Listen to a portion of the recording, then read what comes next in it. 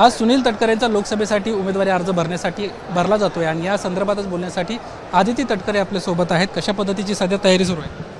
तयारी जोरात सुरू आहे। साधारणपणे औपचारिकरित्या प्रचाराची सुरुवात जरी 10-15 दिवसापूर्वी झालेली असेल महायुतीचे उमेदवार म्हणून, तरी सुद्धा गेल्या अनेक दिवसांपासून आम्ही त्या ठिकाणी इथे रायगड लोकसभा मतदारसंघातल्या सर्व मतदार बंधू भगिनींपर्यंत सातत्याने असतो। खऱ्या अर्थानं निवडणुकीचा प्रचार म्हणून आम्हाला नव्याने कधी ती करण्याची गरज का लागत नाही, कारण वर्षाचे 12 महिने आम्ही त्या निमित्ताने या मतदारसंघात आणि जनतेशी आमची त्या निमित्ताने नाळ जुळलेली आहे। त्यामुळे नेहमीच सातत्याने आम्ही इथं असतो। त्यामुळे त्याच सगळ्या आत्तापर्यंतची केलेली विकास कामं, त्याचबरोबर महायुतीच्या सरकारच्या माध्यमातून झालेली विकास कामं, तटकरे साहेबांचा या ठिकाणी असणारा दांडगा संपर्क आणि महायुतीची असणारी ताकद, या सर्व पार्श्वभूमीवर आम्हाला एक अतिशय चांगला प्रतिसाद हा मतदार बंधू भगिनींकडून मिळत आहे। तुम्ही पालकमंत्री असताना ज्यांना प्रचंड प्रमाणामध्ये विरोध केला होता ती सर्व मंडळी आज या ठिकाणी स्टेजवर पाहायला मिळणार आहे। ज्या वेळेला आपण एखाद्या आघाडीमध्ये किंवा युतीमध्ये काम करत असतो त्यावेळेला कुठं ना कुठं तरी मतमतांतर असतात। ज्या वेळेला मतमतांतर असतात त्याच वेळेला ती युती ही घट्ट होत असते। कारण जर आपण एखादं मत मांडून दाखवलंच नाही याचा अर्थ असा की आपण मनामध्ये कुठंतरी ठेवतोय। ज्या वेळेला ते आपण मोकळेपणाने बोलून टाकत असतो त्यावेळेला ते सर्व गैरसमज हे दूर होत असतात। त्यामुळे जे काही पालकमंत्री पदाच्या कालावधीमध्ये मतमतांतर झालेले असतील त्या सगळ्या गोष्टी या आम्ही कधीच मागे ठेवून गेल्या 8-10 महिन्यापासून आम्ही एकत्रितपणाने काम करत आहोत। इथं उदय सामंत साहेब पालकमंत्री म्हणून त्या ठिकाणी काम करत असताना त्यांच्या नेतृत्वाखाली रायगडचा विकास, त्याचबरोबर कोकणाचा विकास हे एक उद्दिष्ट ठेवून महायुतीचे आम्ही सर्वच आमदार असतील त्याचबरोबर खासदार असतील आम्ही काम करत आहोत। त्याच्यामुळे हा साधारणपणे महायुतीच्या माध्यमातून निवडणूक लढवत असताना हा मुद्दा 0.001% पण कुठेही कोणाला जाणवणार नाही। तुम्ही 0.001% म्हणताय, पण काल खेडेकरांना ज्या पद्धतीने भूमिका घेतली आहे, विरोध दर्शवला आहे, ज्यांना आमच्या ग्रामपंचायती फोडल्या, ज्यांना आमचे उमेदवार पळवले, आज त्यांना आम्ही मदत कशी करायची अशा पद्धतीचा थेट त्यांच्या अध्यक्षांनी सवाल उपस्थित केला। मी वैभव खेडेकरांची ती स्टेटमेंट अधिकृतरित्या ऐकलेली नाहीये।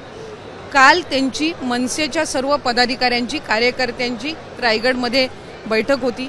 त्यावेळेला साधारणपणे तुम्ही बघितलं तर महायुतीचे सर्वात लेटेस्ट एडिशन म्हणजे आत्ता झालेली एडिशन ही मनसेची आहे। राज ठाकरे साहेबांनी पाडव्याच्या दिवशी अधिकृतरित्या जाहीर केलं की ते महायुतीला त्या निमित्ताने पाठिंबा देणार आहेत। त्याच्यामुळे साधारणपणे त्यांचे कार्यकर्ते असतील, पदाधिकारी असतील, त्यांचे स्थानिक पातळीवरचे वेगवेगळे काही प्रश्न असू शकतात, पण मला एका बाबतीची या निमित्ताने खात्री आहे की महायुतीचे उमेदवार म्हणून तटकरे साहेबांसाठी सर्वच घटक पक्ष, भारतीय जनता पक्ष असो, शिवसेना असो, राष्ट्रवादी काँग्रेस पक्षाचे आमचे सगळे असो, मनसेचे असो, RPIचे असो, आम्ही सगळेच एकत्रितपणाने त्या ठिकाणी काम करणार आहोत। काम सुरू केलेलं आहे। सर्वात पहिल्या सभा जर कुठं झाल्या असतील तर त्या अलिबागमध्ये असतील, महाडमध्ये असतील आणि दापोलीमध्ये सुरू झाल्या। याचा अर्थ असा की श्रीवर्धन विधानसभा मतदारसंघापेक्षा जर अधिक सभा महायुतीच्या आज कुठे झाल्या असतील तर या 3 मतदारसंघामध्ये जिथे शिवसेनेचे आमदार एकनाथजी शिंदे साहेबांच्या नेतृत्वाखाली काम करणारे त्या ठिकाणी आहेत, महायुतीचे सर्व नेते आदरणीय फडणवीस साहेब असतील, आदरणीय दादा असतील, यांच्या नेतृत्वाला त्या ठिकाणी स्वीकारून या तिघांच्या मार्गदर्शनाखाली आम्ही काम करत आहोत। तुम्ही महिला आणि बालकल्याण मंत्री आहे। अजित पवारांच्या महिलांबद्दलची वादग्रस्त विधानांची मालिका सुरूच आहे। काल असं ते म्हणतायत की उद्या जाऊन द्रौपदीसारखी वेळ तुमच्यावर येऊ शकते। दुसरीकडे म्हणतात की मतदारसंघामध्ये जर मतं तुम्ही दिली नाहीत, बटनं जर तुम्ही दाबलं नाही तर निधीसाठी मला हात आकडता घ्यावा लागेल। सातत्यानं अशा पद्धतीची वादग्रस्त वक्तव्य आणि थेट नागरिकांना धमकी देण्याचा प्रकार। खरं तर आपण जर बघितलं ना तर आपण सातत्याने दादांची एक रोखठोक पद्धतीनं बोलण्याची हे आहे।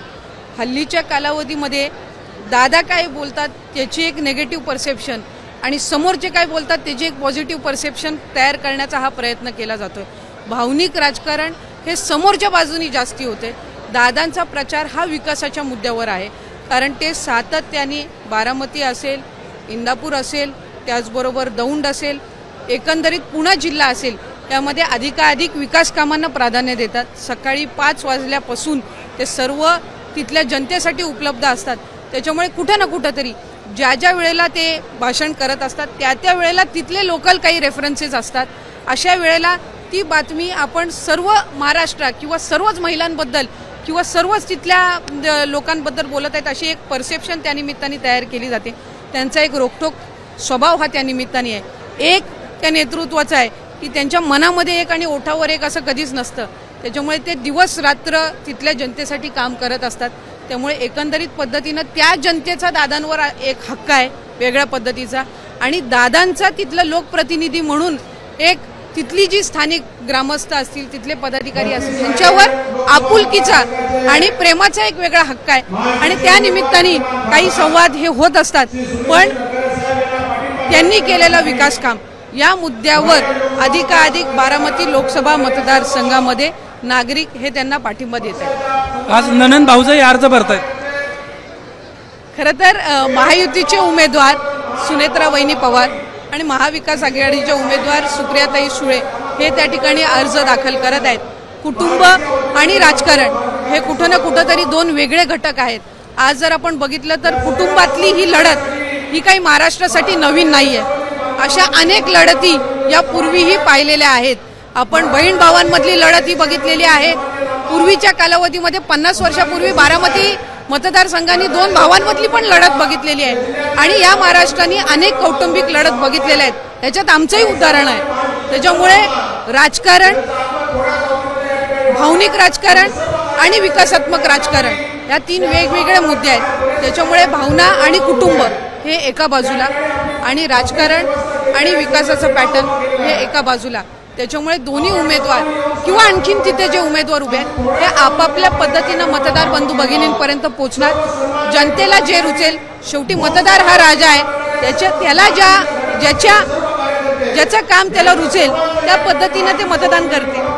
तुम्हाला त्रास होत नाही का तुमच्याच लोकांच्या विरोधात आज तुम्ही सर्वजण उभे आहात? एक आहे की त्रास हा निश्चितपणाने ज्या वेळेला आपण गेल्या अनेक वर्षांपासून एकमेकांसोबत काम करत असतो त्यावेळेला स्वाभाविकरित्या एक अटॅचमेंट, एक नातं आपलं त्या निमित्ताने जुळलेलं असतं. पण एखादी ज्या वेळेला वेगळी राजकीय भूमिका आपण त्या निमित्ताने घेत असतो त्यावेळेला कुठं ना कुठं तरी आदर हा मनामध्ये आहे, प्रेम मनामध्ये आहे. पण शेवटी कर्तव्य आणि त्याचबरोबर घेतलेली राजकीय भूमिका याच्या पाठीशी अधिकरित्या ठाम पद्धतीनं उभं राहणं आणि काम करणं हे सुद्धा एक कार्यकर्ता म्हणून त्या ठिकाणी ज्या ज्या पक्षाच्या कार्यकर्त्यांनी जी वाटचाल निवडली असेल त्याची आहे.